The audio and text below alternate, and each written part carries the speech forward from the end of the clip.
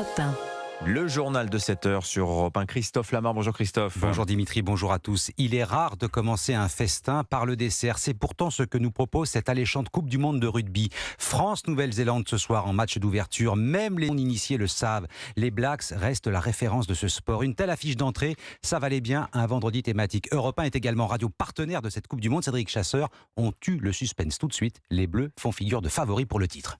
Et ce n'est pas moi qui le dis, mais les célèbres bookmakers qui placent même la France devant les champions en titre sud-africains. Alors pourquoi ? Eh bien parce que depuis l'arrivée de Fabien Galtier, les Bleus sont séduisants avec une moyenne de 30 points par match, mais ils sont en plus efficaces. 32 victoires en 40 matchs, une seule défaite à domicile, un grand chelem en 2022, des victoires face à toutes les grandes nations de l'hémisphère nord et de l'hémisphère sud, et des joueurs de talent, dont le meilleur au monde, Antoine Dupont, un capitaine d'un calme olympien à l'aube de ce grand rendez-vous malgré les attentes. Oui, il y a une certaine pression parce qu'on est attendu, parce qu'on a développé un espoir chez les gens depuis 4 saisons maintenant avec les résultats qu'on a eus. Mais je pense que la pression est moins élevée que la motivation et l'exigence qu'on se fixe et notre ambition surtout. Et pourtant, il y a eu des blessures qui n'ont pas épargné l'équipe. Ntamak, Baye, Willem C, Danty.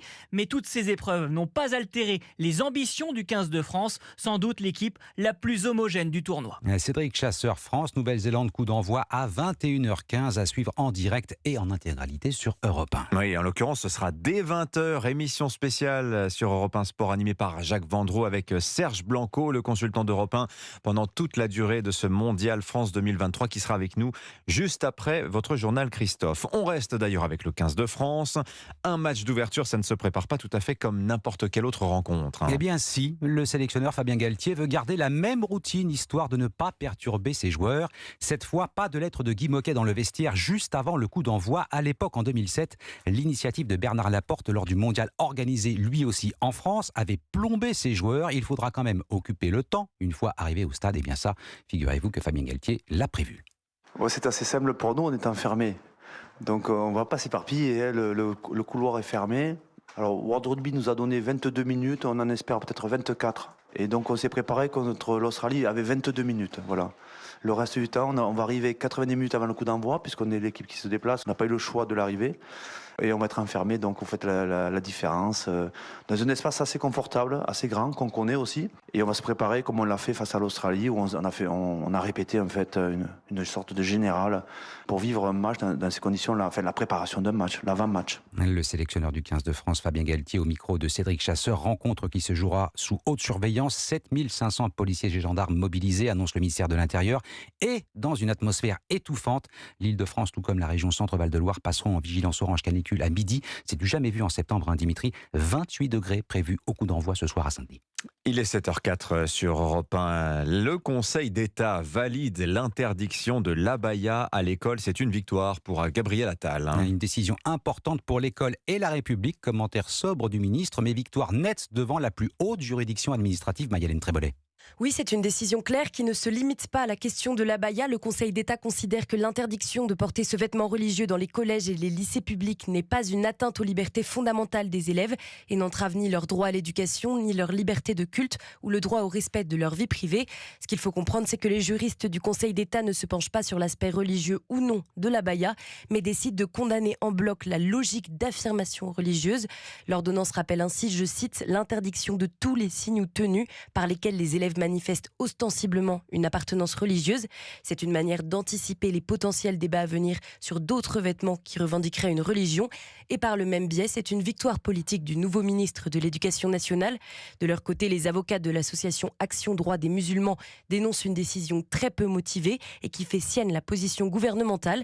Il reste à cette association un recours possible, faire appel à nouveau devant le Conseil d'État dans un délai de 15 jours. Maï-Hélène Trémolet du service politique d'Europe 1. Pas de coup de pouce de l'État sur le carburant. Le ministre de l'économie refuse l'idée d'une ristourne généralisée malgré la flambée des prix à la pompe. À la place, Bruno Le Maire demande au groupe Total de prolonger l'opération plafonnement à 1,99 € dans ses stations au-delà du 31 décembre 2023. Et prenons maintenant la direction de New Delhi à la veille de l'ouverture du sommet du G20. La France devrait en profiter pour se rapprocher un peu plus de l'hôte, en l'occurrence l'Inde. La guerre en Ukraine devrait alimenter les conversations et illustrer les divergences entre grandes puissances. Ce sera sans la Chine et la Russie, absents de ce sommet. Bonjour Sébastien Le Belzic. Bonjour Christophe, bonjour à tous. Vous êtes l'envoyé spécial d'Europe 1 à New Delhi. Ce sommet est aussi très important pour Emmanuel Macron qui veut faire de l'Inde son partenaire privilégié dans la région.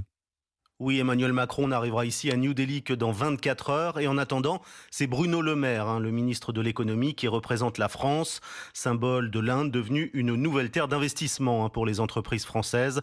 Dans les domaines de l'aéronautique, de l'énergie, des infrastructures, ici à New Delhi, c'est un chantier permanent, même si une grande partie de la ville est bouclée depuis aujourd'hui pour accueillir ce sommet du G20. Alors dès demain, on entrera dans le vif du sujet. Emmanuel Macron aura plusieurs entretiens bilatéraux avec le président du Brésil, d'Indonésie et d'Afrique du Sud, et aussi un tête-à-tête avec Mohamed Ben Salman, prince héritier d'Arabie Saoudite.